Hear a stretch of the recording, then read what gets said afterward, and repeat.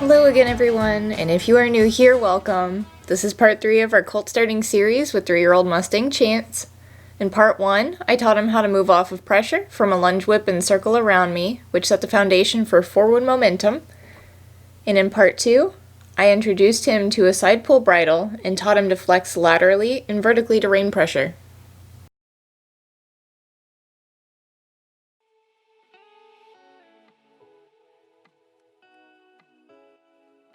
In this session, we are putting the two concepts together to teach Chance how to follow the reins while simultaneously moving forward. Here I want to introduce him to a new tool, the riding crop. I want to make sure he's not afraid of any tool we use, so I touch him with it all over to ensure he will not react with fear. I will be using it to guide him, never to hit or hurt him.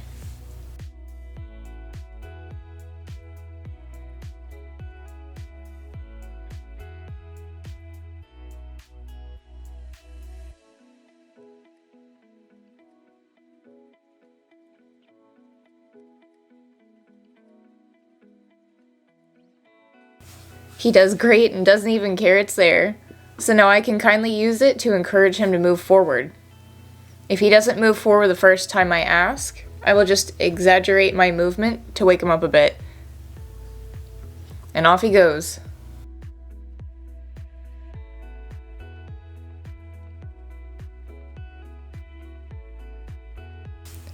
I'm going to catch up with him and make sure he's comfortable with me walking alongside him, so we can start working on our steering.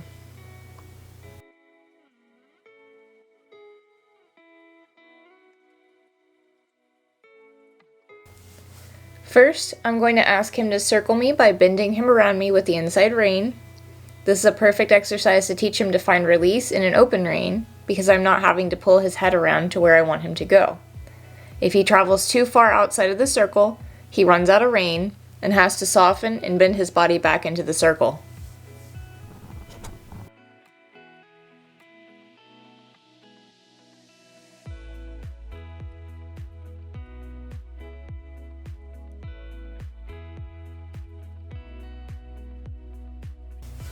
Small circles can be difficult for him, as he has not developed the strength or balance necessary to move fluidly yet.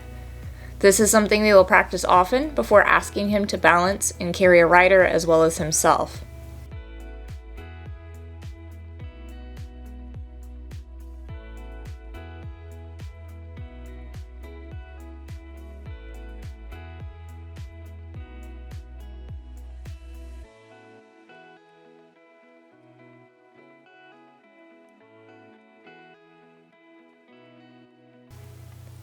He's doing great and is really starting to soften and bend. I push him out into a bigger circle to give him a break.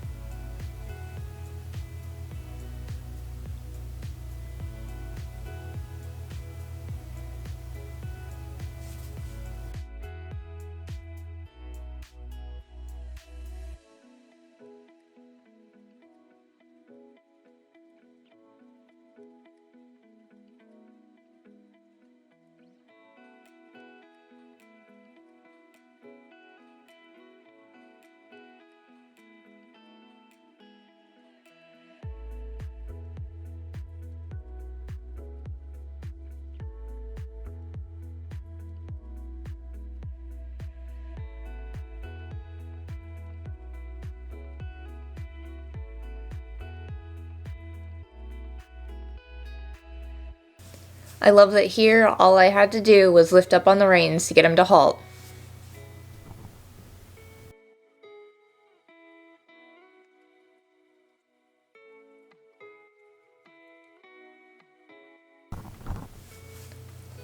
Now I'm flexing him laterally to make sure he still understands to do this when I'm not urging him forward. We've done a lot of work separating our cues so that everything is simple and easy for him to understand.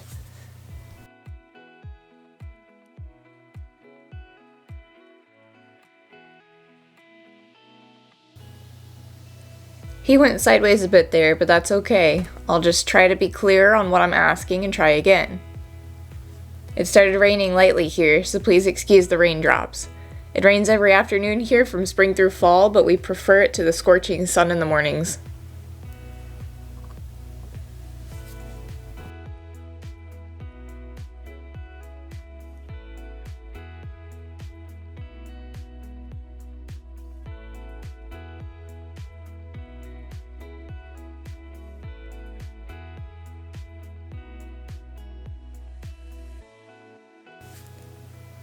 Here's just lots more practice bending into a circle and getting a feel for rein pressure.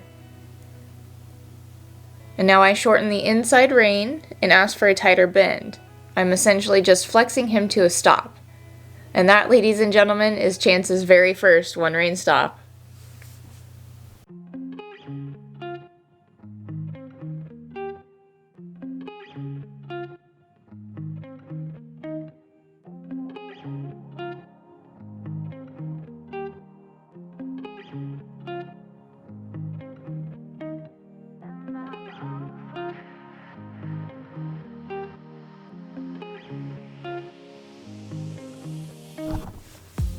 He's getting very good at turning in my direction. I set him up to succeed by already teaching him to stay close to me with the lead line, so the inside rein should be no different to him.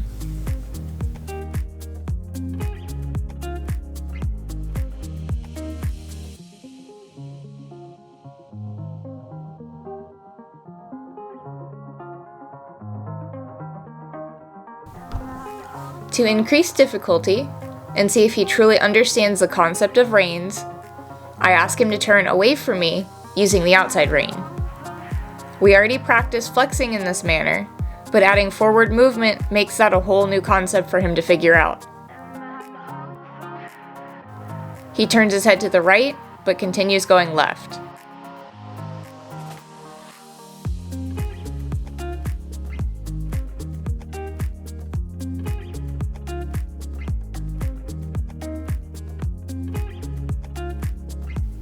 A few more tries and he figures it out. I reward even the smallest step in the right direction.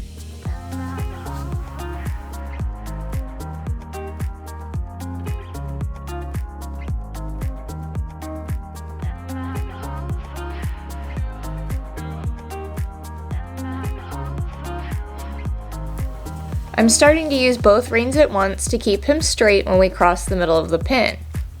I don't want to accidentally teach him to always turn into the inside rein, or we will be doing figure eights.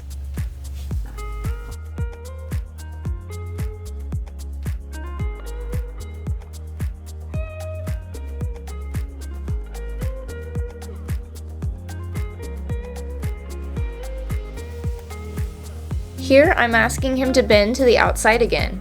He really wants to bend to the inside instead, so I'm just going to maintain pressure on the right rein until he finds his own release.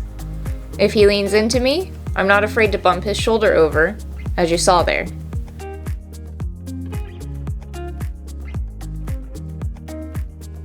The second he bends back to the right, I let go, and we will reset and go back to something easy again.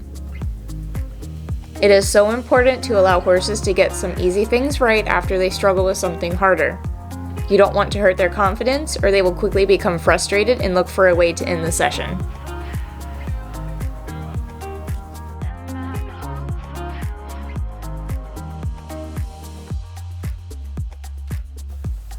I have an idea that will help him get over his hiccup without frustration, but we will save that for the next video.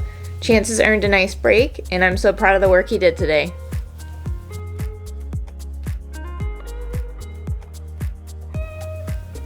And now for a special shout out to one of our awesome subscribers, Victoria Ann. She was first to comment a question on our last video, and I'm sure it's a question that many others have been wondering as well. Is Chance a stallion or a gelding? Well, he's in fact a gelding. Most male Mustangs are gelded by the BLM before they go to their new homes, with the exception of some very special herds such as the Curly Mustangs or the Kiger herd, which is very famous because of the movie Spirit Stallion of the Cimarron. Spirit was actually a real stallion from the Kiger Mustang herd, and these Mustangs are now considered their own breed. My boys Chance and Dodger were both gelded a few months before I brought them home. Great question, Victoria. We're happy to have you in the Break Habits Not Horses family. If anyone else has questions they would love answered or just want to say something nice to the horses, comment down below. As always, thank you all for watching. Please don't forget to leave a like and subscribe if you haven't already. It gives me the motivation to keep filming videos for you guys. See you in the next video, friends.